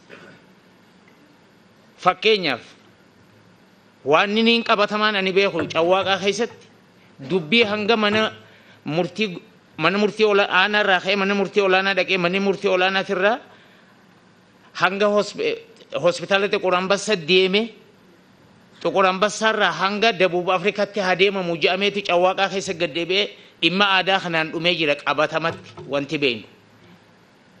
Gaaddisa taa'amee gaaddisatti jarri lamaa wal bira taa'ee dhugaa himaagaa jechuudhaan dhugaan san baate jechuudha. Kanaaf waan barbaachisaa fi Oromoon aadaa qaba, safuu qaba, duudhaa qaba. Waan halkan bade qabeenya namaa halkan bade namni halkan kan saame ragaa natti qaba. Hogguu san eenyu si arkeedha falmadhu atis ni baata. Daffari ragaadhaan ilaalcha juutu akkasitti wal falmaa ture. Nama walirraa ajjeese Oromoon bar hirphaa walitti dhaabee aannan wal obaasisiisee deema halkarraa wal arraabsise bokkuu qabatee bakka san dhaabbatee alangeedhaan waraana qabatanii wal kakachiisanii malkaan obaasii goroorra na bobbaasi jee Oromoon akkasii duudhaa akkasiiti qaba. Dhimmi san ganaan dubbatamu jechuudha. Lammii lamaa wal lole san keessatti namni san du'ee ganaa kan biroon hin idaanu ka ajjeeses kiyya ka du'es kiyyaadhaan ilaalcha akkasiitiin fixataa ture. Kuni waan gaariidha. Haa ta'uti yeroo filannoon gaggeeffamu keessatti namoonni gurguddoon beekamoo ta'an abbootii gadaa jaarsoliin hayyoon warreen seeraa fi aadaa duudhaa Oromoo beekan irratti xiyyeeffatamuu qaba ilaalcha juun qaba. Namoota ta'e janiituma akkanumatti odoon ta'in dubartiin achi keessatti hammatamuu qabdus haadha siiqee tan taate ta duudhaa fi safuu Oromootiin guddatte aadaa Oromoo kan beektu akkaataa namni walitti fayyu nama akkasiin kan guddate nama akkasii ta'uu qaba malee dhimmi kun of eeggannaadhaan akkasitti namni heera Oromoo beeku kan duudhaa Oromoo beeku safuu Oromoo beeku akkaataa Oromoon itti walitti fayyu heera waggaa 100 fi 50 duraa badeetu har'aan tana nuu deebi'e jennee fudhachuu dandeenya. Dhugumatti amma uummanni Oromoodha hayyoota akkamiin akka durfamaa jiru kun ragaadha jechuudha. Garas tokkollee kan gama nu oofu odoon ta'in hayyoonni keenya qoratee dhimma kana manni murtii aadaa akka nu dhaabbatu jechuun isaa waan nama gammachiisu waan ta'eef waan dhimmoota jajjabeeffamuu qabu hanga gajjallaatittis sadarkaa anaatittis of eeggannaadhaan namni aadaa Oromootii fi duudhaa safuu Oromoo beeku irratti odoon nu xiyyeeffatame kallattii saniin deemame waan juun qaba. Ani baay'ee kanatti tole dhimma kana ol hin jiru jechuu barbaadeeti ulfaadha. Galatoomaa gabaabsatii waan hin kaane qofa'ee kabajamoo as jirtan obbo Ilmaa dudduuba kan jirtan.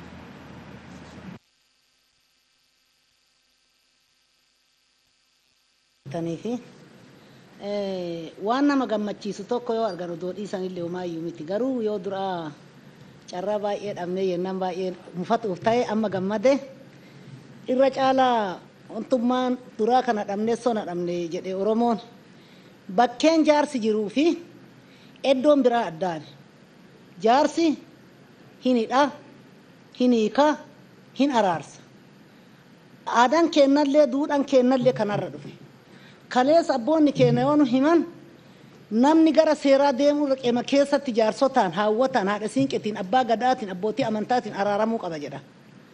Garuu odoo kun jiraatee nageenyi kennan boora'u. Ammas immoo hodhabbiin gara iddoo seeraa nama oofu kun iddoon seeraa kun dhiifama naa godhanii seera jechuun seera gogaadha. Jaarsa jechuun jaarsi jiidha. Hin argaa, hin beekaa, hin cabsaa, hin hidhaa, hin araarsa. Jaarsi waan toluuf qaba. Deebi'a ammoo jaarsi aadaa kun nuu dhaabatuun koreen aadaa kun nuu dhaabatuun ana gammachuu guddaan natti dhagahame maaliif waa baay'ee keessa tarree gammachuu guddaan natti dhagahame achuma keessatti immoo haati siinqellee keessa yoo nuu makamte haati siinqee duraayyoo horaan holibbaa'u siinqee elelfatte horaanni sun hin dhaabata kolitti garagalee ol fixu sun yoo haati siinqee itti qabdee itti elelfatte yoo sabbata itti diriirsite hin dhaabata lolli sun. Kana waan ta'eef honti balaa namarraa dhaamsu tokko seeraa tokko abbaa gadaati tokko immoo jaarsotii biyyaa aadaa jaarsotiin aadaa kuni nuu dhalachuun nuu dhaabatuun waan hin argamne akka gubbarraa gadi qabee haga gandaatitti garuu dhaabatellee haa ta'u malee ittiin hojjetaa hin jiru. Ammas gara fuulduraati kan abdan nu nagaa barbaanna keessattuu haati qeerroo haati ilmaanii abbaan ilmaanii rafnee bulaan jirru kun odoo araarri ay dhiisi gubbarraayyuu gadi nuu bu'ee balaa walitti biyyarraa walitti deemu kun illee odoo nuu araarri nuu bu'eetiin araaramne kana barbaanna jaarsi biyyaa abbootiin gadaa abbootiin amantaa waan gaariidha diqqoo kan tanan na seelate.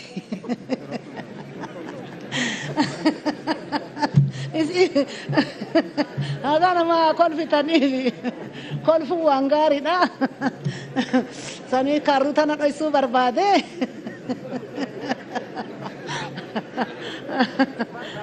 Michi mannarraa cabseen dulloomnellee kana waan ta'eef achi cufini.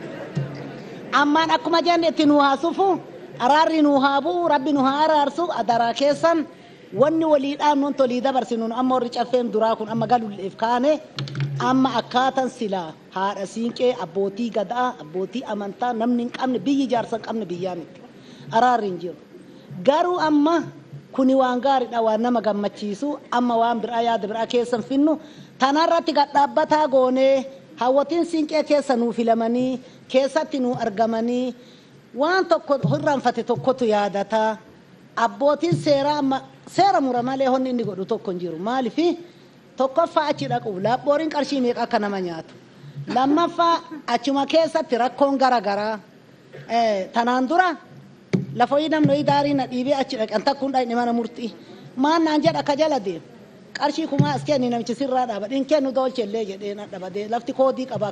Ifama yeroo qabnu wajjiniin yaada biraa keessan galinaa gabaabsati. Dhaabatu jechuu barbaade gabaabsa. Hayyee galatoomaa dhimmoota hedduutu ka'e mana keessaa yaadota kaaniif gaaffii kaan irratti deebii akka kennitan isin affeeraa jalqaba irratti obbo Milkiin yoo yaada qabaatan achi kabajamoo obbo Guyyoon achi obbo Isaan wal duraa duuban gaggabaabsinee haa kaasu. Galatooma kabajamoo afyaa'ii yaadota mana keessaa ka'anii fi kan deebii barbaadu yaadurratti qofa yaadota kaasuu fi manneen murtii aadaa manneen murtii shari'aa fi manneen murtii idilee irraa garaagarummaa qaban walitti dhufeenya qaban irratti osoo ifa ta'e kan jedhu yaadni ka'e jira. Kaayyoo isaan irraa eegalee gurmaa'inni isaanii aangoon manneen murtii aadaatiif kenname kanneen kana fakkaatan irratti garaagarummaa bal'aa qabu. Manneen murtii idilee wajjinis akkasuma manneen murtii shari'aa wajjinis jechuudha.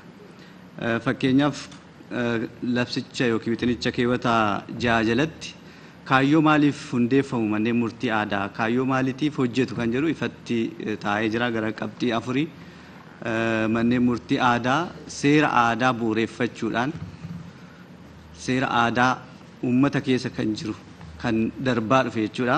Seera kana bu'uureffatanii waldhabbii hiikuudhaaf kan hojjetanii kanaaf aadaa uummatichaati jechuudha. Seerri bu'uureffatanii murtii kennan yookiin immoo seerri bu'uureffatanii araara buusan. Kanaaf bu'uurri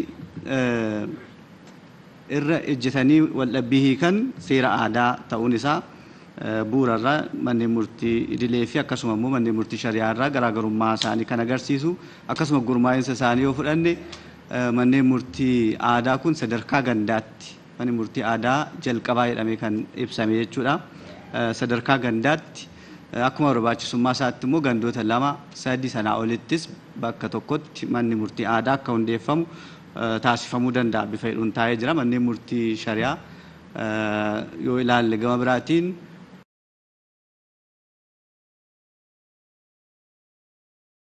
hiikan lammata gurmaa'insi isaaniis yoo ilaalle sadarkaa aanaatti fi sanaa olitti qofa kan jiran aangoo isaanis yoo ilaalle akkuma kana manneen murtii shari'aa falmii maatii dhaala kanneen kana fakkaatan dhimmoota murtaa'an irratti qofa kan daanga'u manneen murtii aadaa garuu akkaataa seera aadaatiin dhimmoota waldhabbiin hiikamuu danda'u kamiyyuu ilaaluu akka danda'an ifatti aangoon isaanii keewwata 8 jalatti wanti tarreeffamee jira jechuudha.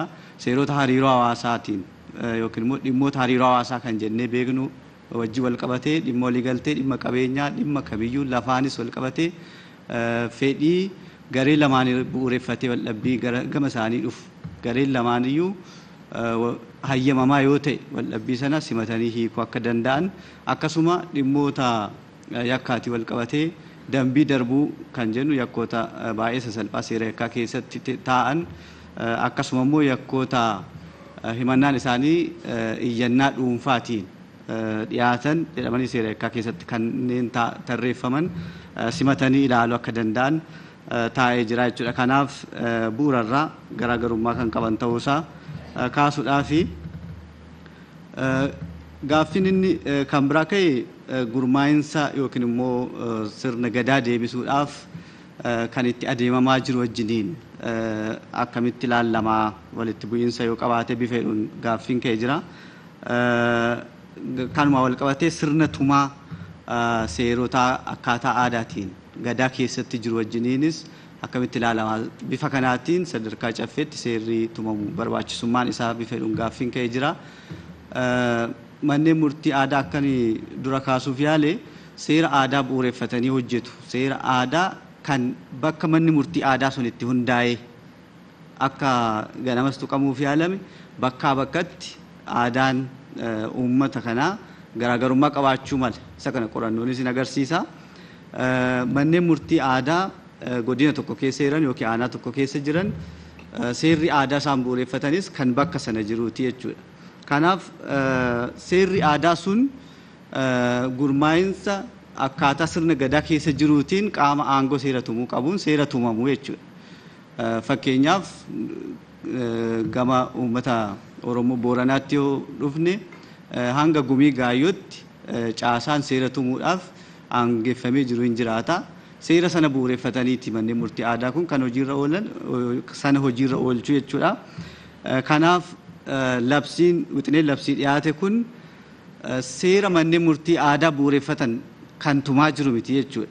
Seerri manneen murtii aadaa bu'uureffatanii waldhabbii hiikan kan aadaa keessa jiru akkaataa aadaatiin akkaataa sirna gadaatiin qaama aangoo seera tumuudhaaf aangeeffameen seera bahu kan bu'uureffatan ta'a.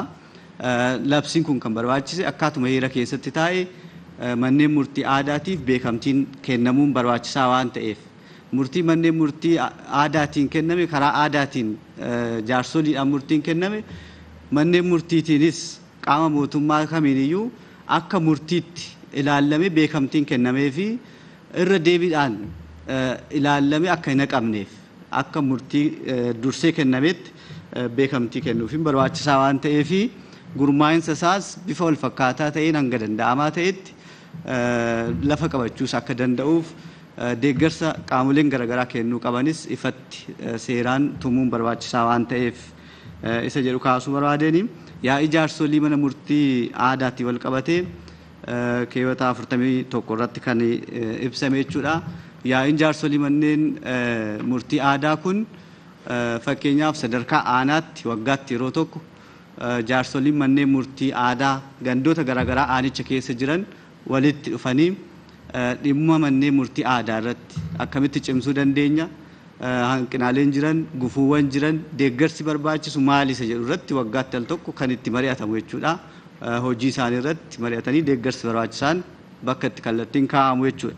Kanaaf yaa'ii kana irratti manni murtii fi waajjirri aadaa fi turizimii sadarkaa aanaatti jiru hojii kan akka qindeessan kan yaadame jechuudha. Wixinee kana keessatti yaa'ichas waltajjii yaa'ichaa kan walitti qaban pirezidaantii mana murtii aanichaa fi hoogganaa waajjira aadaa fi turizimii aanichaa akka ta'utti kan kaa'ame jechuudha. Egaa inni kun marii yaa'icha kan murteessu ajandaa dhimma maal irratti mari'atama dhimmoota akkamii irratti hanqinni jira dhimma akkamii irratti deeggarsi barbaachisaa maal irratti hojjetamuu qabaa kan jedhu yaa'icha ajandaa kan qabsiifatee kan mari'atu jechuudha. Kanaaf dhimma gidduu lixiinsaatiin kan walitti hidhatu miti irra caalaayyuu deeggarsa barbaachisaa gama mootummaatiinis kennamuu malu taasifamuu qabu akka hubatanii fi sana waliin atoomanii hojjechuun akka danda'amuuf bifa kanaan kan yaadamedha jechuudha. Baay'ina dubartootaatiin walqabatee jaarsolii mana murtii aadaa keessatti keewwata 10 irratti kan ibsame yoo xiqqaate tokko dubartii ta'uu qabdi bifa jedhuun kan taa'e dubartii tokko qofa kan jedhu miti jechuudha. Kanaaf jaarsoliin mana murtii aadaa 5 yoo jiraatan jaarsolii mana murtii aadaa 5 keessaa yoo xiqqaate tokko dubartii isa kana eegumsa barbaachisaa taasisuuf seerichi koorniyaadhaaf kan kaa'edha. Kanaaf sanaa olis ta'uu wanti dhorku hin jiru jechuudha. Dubartoonni 5 mana murtii aadaa akka jaarsoliitti gaggeessuu danda'u jechuudha. Wixineen labsii kun kan dhorku miti. Ulaagaaleen dabalataa jaarsoliin ittiin ramadaman yookiin immoo filaman ifatti wixinicha keessatti taa'ee jira. Kana kan guutan yoo ta'e kan daangessu hin jiru jechuudha. Dabalataan keewwata 11 muraa 4 jalatti haadholii siinqee akkasuma abbootii gadaa hayyuu namoota qaalluu sirna aadaa keessatti yookiin gadaa keessatti kanneen akka jaarsa mana murtii aadaatti akka hirmaatan jajjabeeffamuu qabu fedhuun ifatti taa'ee jira jechuudha. Kanaaf haadholiin siinqees bifuma kanaan hirmaachuudhaaf akka jaarsa mana murtii aadaatti filamuudhaaf jajjabeeffamuu qabu fedhuun bifa dirqisiisaa ta'een keewwanni kun tumee jira jechuudha. Inni kan biraa dhimmoota mana murtiitiin ilaalamanii fi gara mana murtii aadaatiin ilaalamanii wal qabatee wanti wixinicha keessatti taa'ee jira. Dhimmoonni mana murtiitiin ilaalamaa jiran fedhii wal dhabdootaa bu'uureffatee gara manneen murtii aadaa kanatti ergamuu haalli itti danda'an ni jira. Bifeedhuun keewwata 8 muraa 5 irratti ifatti taa'ee jira. Haa ta'u iyyuu malee fedhiin gareewwanii jiraachuun dirqamaa jechuudha. Manneen murtii idilee dhimma tokko gara mana murtii aadaa deebisuuf fedhiin wal dhabdootaa sun mirkanaa'uu qaba. Jalqabuma aangoo manneen murtii aadaa kun heera mootummaa keessattis akka keewwata 34 muraa 5 irratti ifatti taa'e fedhii garee wal dhabanii bu'uureffate hayyama isaaniitiin ta'uu waan qabuuf inni kun taa'ee jira. Murtii manneen murtii aadaatiin kenname irraa gara mana murtii idilee immoo dhimmoonni kan deemuu danda'an haalota addaa 3 qofa teechifamee jira. Heera mootummaas bu'uura kan godhate jechuudha. Inni kun mana murtii aadaatiin murtiin kennamu qabiyyee bu'uureffatee oliyyannoodhaan gara mana murtii idilee deemuu akka hin qabne akka qajeeltootti taa'ee jira. Manni murtii aadaa ol dabarfataa murtii isa dhumaa akka kennu. Haa ta'u malee mirga namoomaa kan cabsu yoo ta'e murtiin mana murtii aadaatiin kenname fakkeenyaaf mirga dhaga'amuu garee tokko kan hin kabajne yoo ta'e ragaa garee tokko dhaga'ee garee kan biraa hin dhageenye yoo ta'e mirga heera mootummaatiin mirga dhaga'amuu beekamtii kenname waan ta'eef gara mana murtii idileetti oliyyata yookiin ol dabarfanni fudhatamuu akka danda'u mirga heera mootummaatiin beekamtii argateen alatti garuu qabiyyee wal dhabbii sanaa fakkeenyaaf gumaan naa murtaa'een xiqqaa ta'e yookiin immoo seerri aadaa akka kana hin jiru bifa jedhuun oliyyata yookiin ol dabarfata fudhachuun akka hin danda'amne inni kun ifatti tumamee jira jechuudha. Manni murtii hawaasummaa gandaatii wal qabatee akkuma beekamu manni murtii hawaasummaa gandaa gurmaa'insa mootummaa sadarkaa gandaatti jiran keessaa isa tokko ta'uusaa heera mootummaa naannoo keenyaa keessattis ifatti kan taa'e waan ta'eef labsii kanaan mana murtii hawaasummaa gandaa haquun hin danda'amu.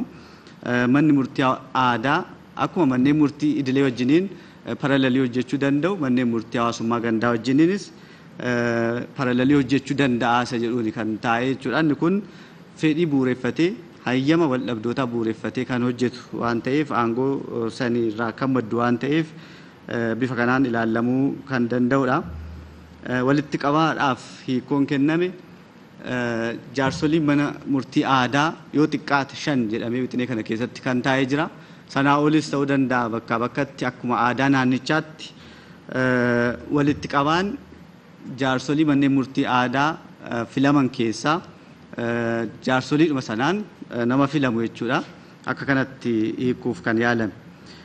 Mana murtii aadaa ol dabarfataa maaliif barbaachisaa araaraan xumurama waan ta'eef dhimmi mana murtii aadaatiin ilaalamu koomiin garas dhiyaatu ni jiraata bifa jedhuun gaaffiin ka'e jira. Egaa aadaadhuma keenya keessa yoo ilaalle fakkeenyaaf naannoo Booranaatti hanga 5tti sirni ol dabarfataa kan jiru. Sadarkaa isa gadiirraa jaarsolii naannoo keessatti dhimma ilaalanii wal dhabbiidhaaf hiikan araaraanis murtiidhaanis hiikuu danda'u. Sanirraa oliyyanni hanga gumii gaayyootti istiraakchariin isaa hin jira jechuudha sirnuma aadaa keenya keessa. Kanaaf manneen murtii ol dabarfataa barbaachisoodha. Koomiin jiraachuu danda'a murtii jaarsaan. Jaarsi murtii kennirraa koomiin jiraachuu danda'a. Koomii kana fudhachuun seera aadaa keessas kan jiru akkasuma heera mootummaatiinis mirga haqa argachuu kan ta'e waan ta'eef inni kun akkasanatti hubatamuu qaba. Dhuguma manneen murtii aadaa hanga danda'amaa ta'e araaraan dubbii xumuruuf yaalu. Maaliif araaraan yogguu dhimmoota xumur gareen lachuu kan mo'atu waan ta'eef jechuudha.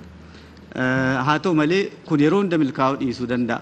Gareen lamaan araara irratti yookiin immoo waliigalteedhaan dhimmicha xumuruuf hayyama qabaachuu dhiisuu danda'u. Gareen tokko fedhiin qabu yoo ta'e murtiidhaan dhimmicha fala kennuun dirqama waan ta'eef jechuudha. Dhimmi mana murtii aadaatti dhiyaate gara mana murtii idilee haalli itti dhiyaachuu danda'u keewwata 33 muraa 2 jalatti kan taa'ee jira. Mirga walqixxummaa, mirga haqa argachuu, mirga namoomaa akkasuma heera mootummaa kan cabse yoo ta'e murtii mana murtii aadaatiin kenname haala addaatiin sababoota kanaaf qofa mana murtii idilee dhiyaachuu danda'a. Galatoomaa asuma irratti hin xumura. Galatoomaa kabajamoo fi dhimmootuma obbo Milkiin kaasan lamaan tokko bifa cimsuun wajjechuu barbaada. Tokko dhimma mana murtii hawaasummaa gandaatiin wal qabatu akkuma reefu jalqaba kaayyoon mana murtii aadaa kana beekamtii kennu dhaabbilee tajaajila akka kennan hedduumessinee uummanni akka filannoo horatu.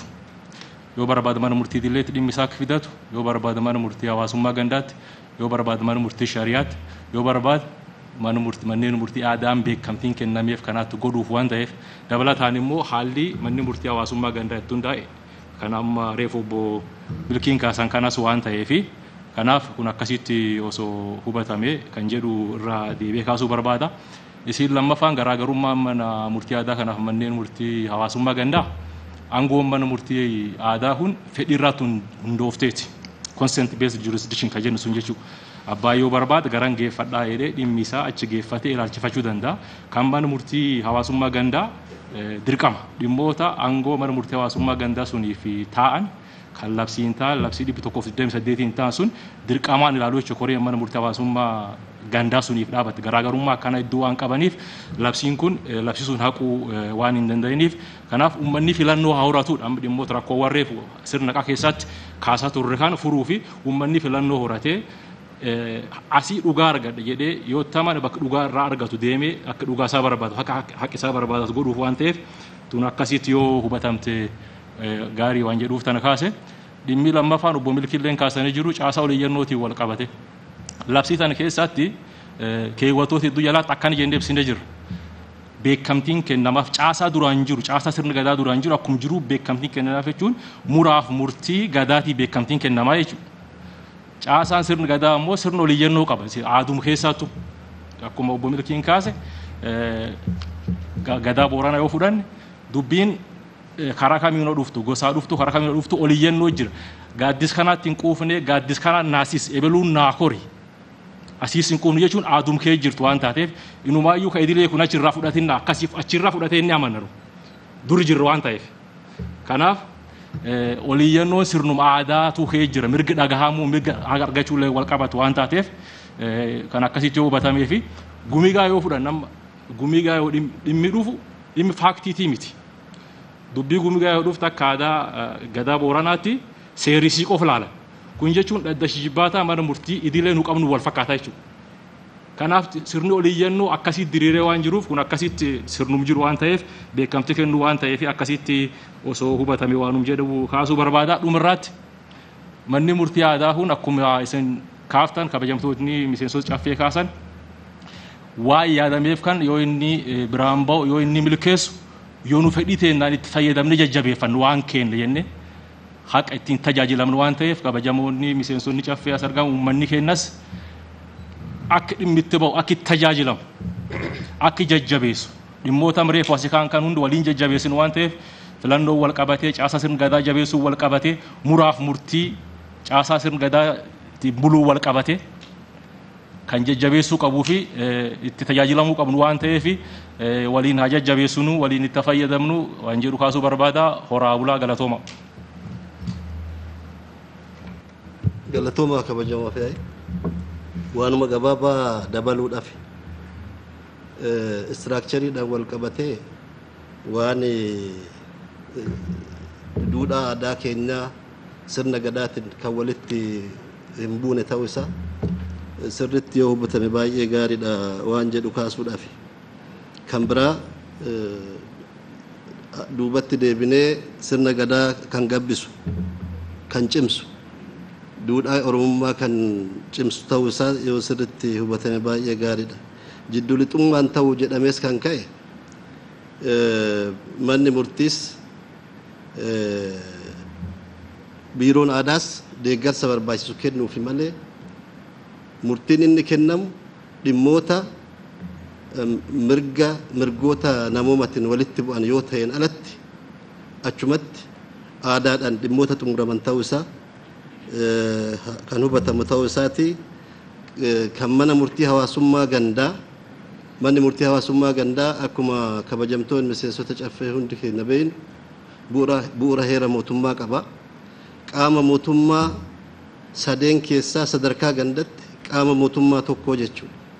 Garuu bu'a qabeessummaan isaa maal fakkaata kan jedhu qorannaanis irratti gaggeeffamee jira. Maal ta'uu kan qaba kan jedhu kallattii biraatiin yoo ilaalame inni gaarii ta'a jechuudha. Kanaa walitti hin dhufu. Isa fooyyessuun yookaan labsii fooyyessuun heera mootummaa keenya fooyyessuun barbaachisaa ta'a jechuudha.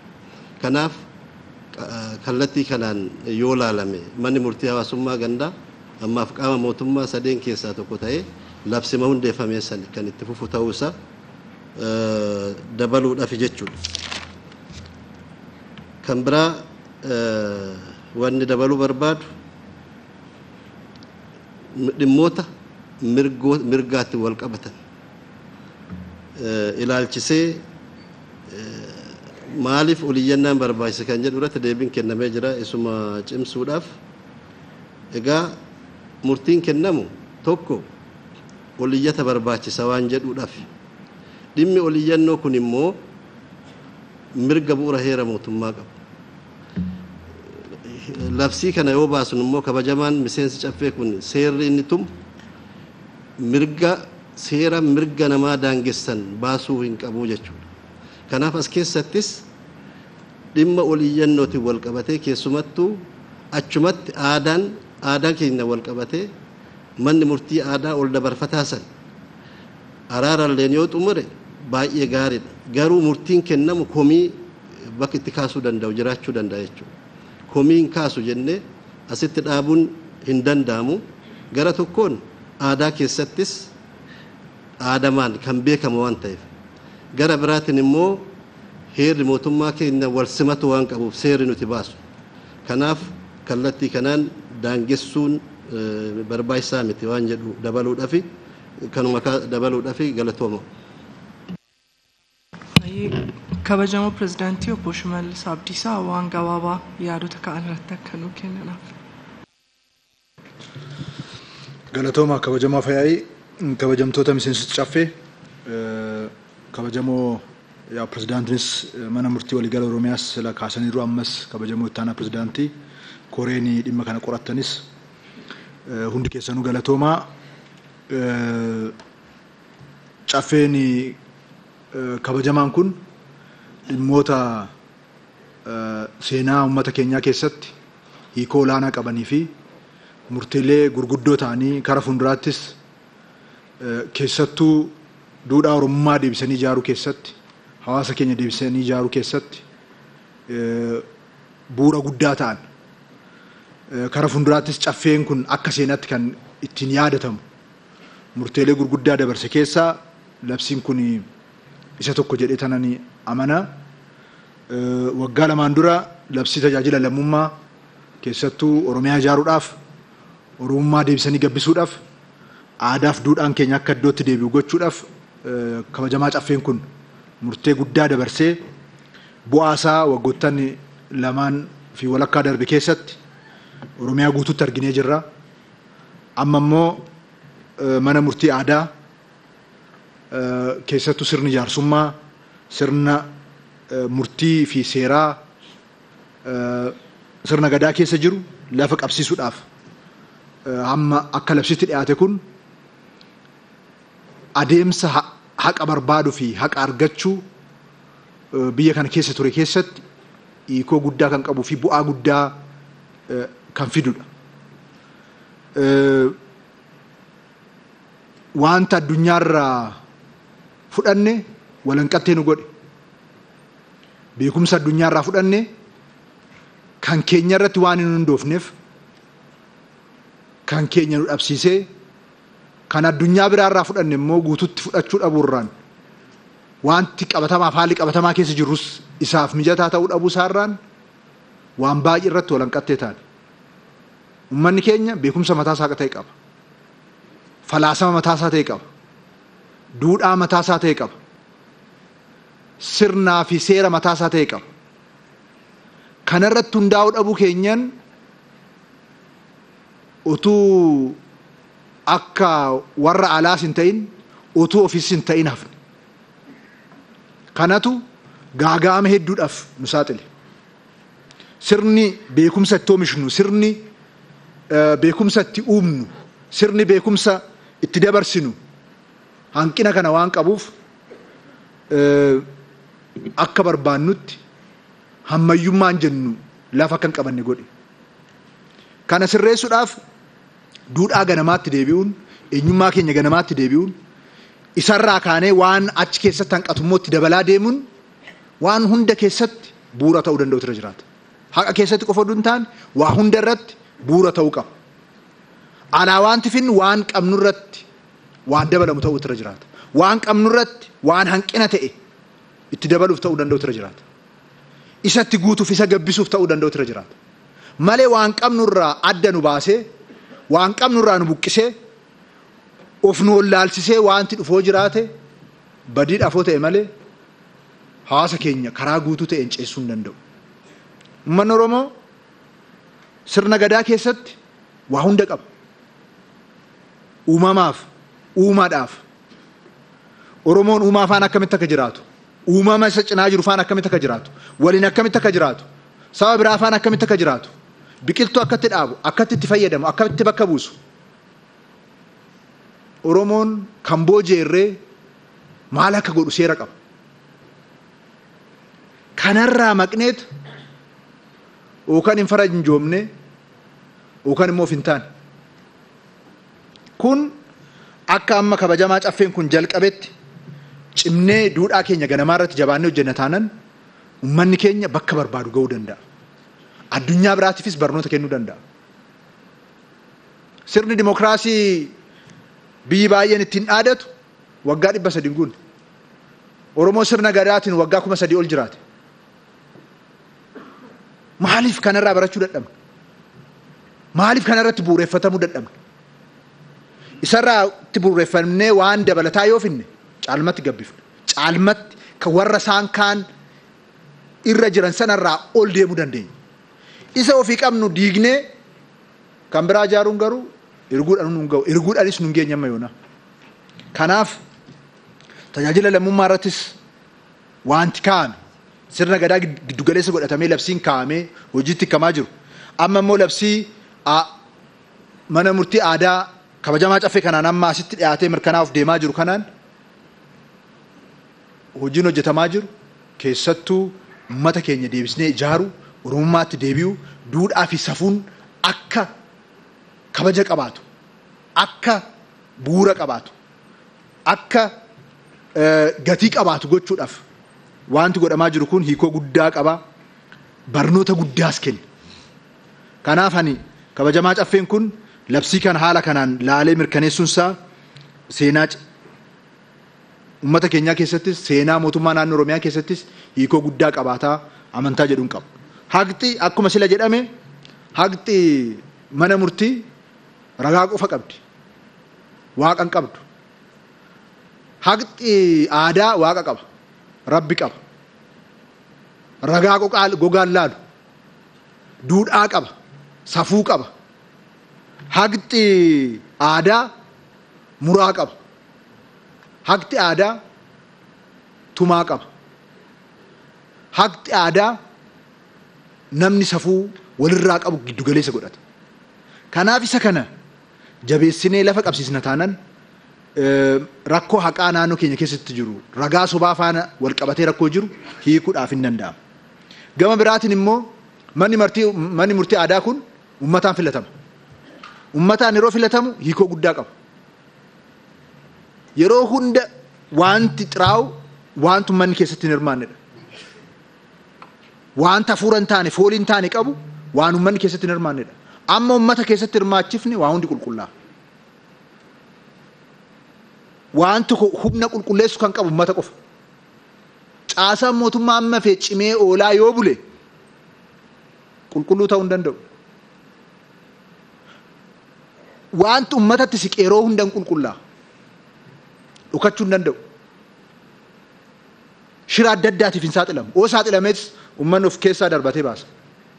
Kanaaf haqa qofa irratti oduu hin taane dhimmoota hunda keessattuu sadarkaa gandaatti uummatatti gadi buusuun uummata biraan ga'uun baay'ee murteessaadha. Kanaaf isa kanarrattis haala kanaan murtaa'ee uummanni mana murtii ofii filatu, mana murtii ofii irratti murteessu, mana murtii ofii sakatta'aa deemu qabaachuunsaa caalmatti humna uummataatiin hanna jiru, malaammaltummaa jiru, haqa dabsuu jiru akka sirratu gochuudhaaf hiree guddaa kennaa.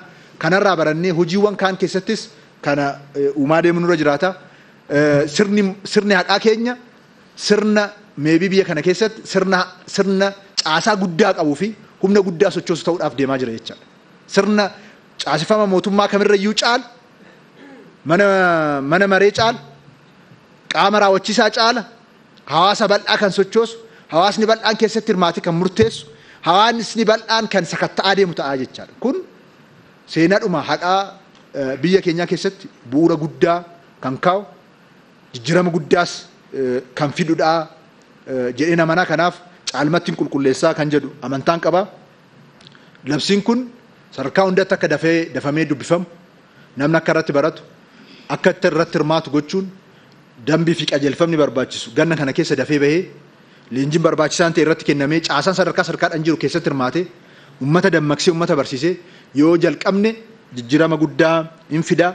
Miidiyaaleen kana barsiisu, kana sirriitti lallabu, ajandaa isaanii guddaa godhatanii yoo irratti hojjetan hawaasa keenya hubachiisuudhaaf hiikoo olaanaa qabaata.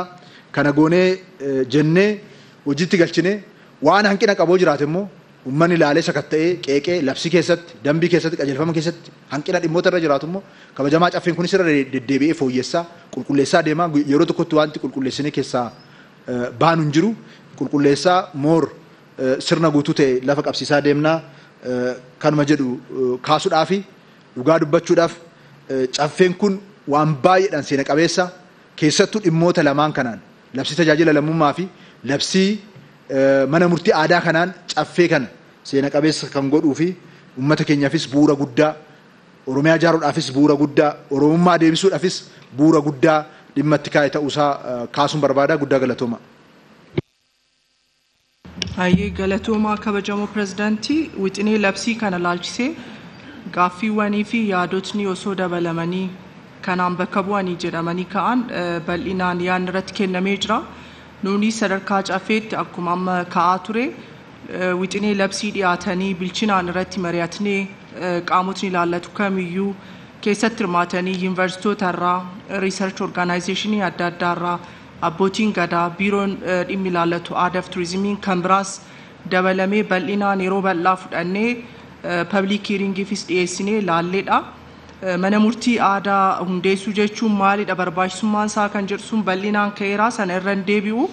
Mana murtii aadaa hundeessuu jechuun mana murtii idilee dadhabsiisuu akka hin taane hundi kan keenya hubanne caalmatti haqni akka bahu gochuu keessatti yeroo fi maallaqa qabnu qusachuu irratti dhaqqabummaadhaan dhimma ol qabatu rakkoo ture hiikuu keessatti kan inni qabu olaanaa ta'uusaa hubatamee kan itti deemamaa jiru ta'uusaa akkasumas bu'uura heeraaf seeraa kan qabu heera federaalawaas kan naannoo keenyaas kan qabu ta'uusaa hubachuun gaarii ta'a. Kana qofa miti muuxannoon biyyoota biraa laalameetii jira asirratti. South Africa fudhannee ilaaluu dandeenya, kan Nigeria fudhannee ilaaluu dandeenya, Rwanda keessatti rakkoo ture ilaaluu dandeenya. Mana murtii idileetiin qofa miti waan ta'eef rakkooleen hawaasa gidduutti uummata gidduutti mudachaa turan kan hiikaman sadarkaa naannoo keenyattis oromummaatti deebi'uu gaafa jennu gadaa keenya sirna keenya cimsinu gaafa jennu hiikan inni qabu aadaa keenya dagaagsuu keessatti seenaa keenya ifa baasuu keessatti olaanaa ta'uunsaa hubatamee kan qophaa'e ta'uusaa kabajamaan caffeenis kabajamaan uummatni Oromoos beekuu qaba. Humnoota yookaan immoo qaamota aadaaf seenaan keenya akka guddatu hin barbaanneef rifaatuu guddaa uumuu danda'a. Warra nu deeggaraniif jaalataniif keessaa immoo uummata Oromootiif waan guddaa ta'uu isaa hubanne kanarratti gahee kan keenya bahachuu qabna waan jedhu sani kaasuun barbaada. Hojiin beeksisuutii fi tumsa nurraa eeggamu taasisuu hunda keenyarraa gahee nurraa eeggamu bahachuu immoo hojii guddaa akka ta'e amantaadhaan fudhachuu qabna. Carraadhuma kanaan kan hin kaasuu barbaadu dhimmi kun kan yaadame almost waggaa lamaan kanadha.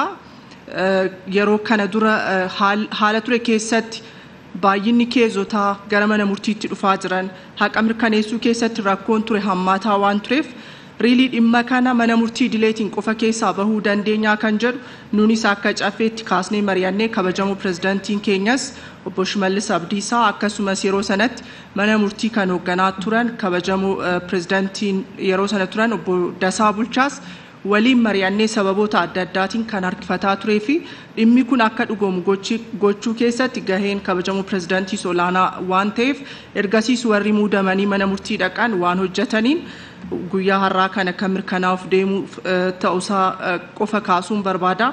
Kanaaf wantoota kaan irratti yaada guguddaatu ka'e kallattiidhaan gara sagalee kennisiisuutti yoo deemne ni gaha bilchinaan irratti mari'annee waan jedhuun qaba. So kallattiidhumaan sagalee deeggarsaaf harkaan yoo mul'isne waan jedhu kaasuudhaafi.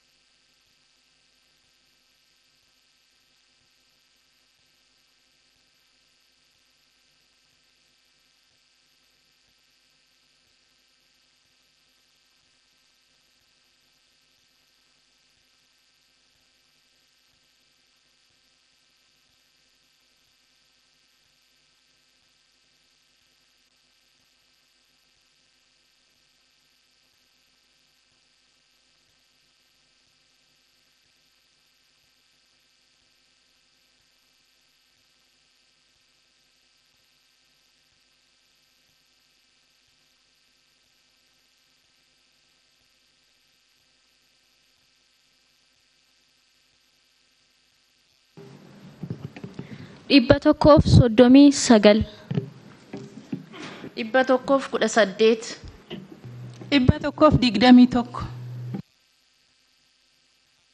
Sagalee mormii.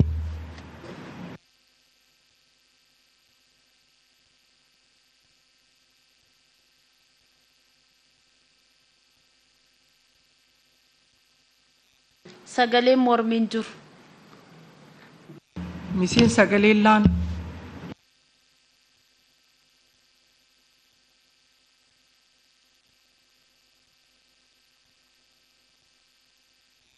Miseensi sagalee laanneen jiru.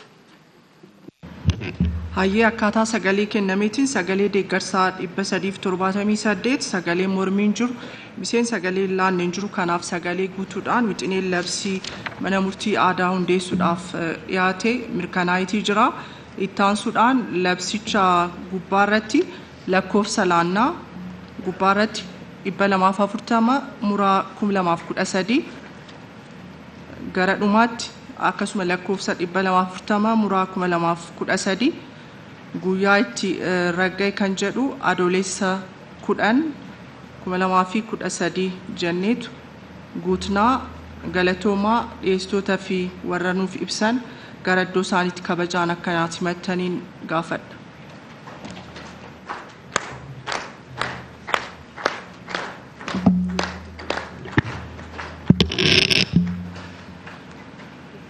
Ajandaan keenya itti aanu kan karoora waggaa 10 ta'a garuu sammuu dadhabeen akkas mari'achuurra kabajamaan caffeen akka kana raawwattan amantaa guddaan isinirraa qaba. Sa'aatii 8 walakkatti deebinee yoo itti fufnee wayyaa kanaaf laaqanaaf baanee 8 walakkatti sa'aatiin nun ga'u waan ta'eef keessa ba'uudhaaf.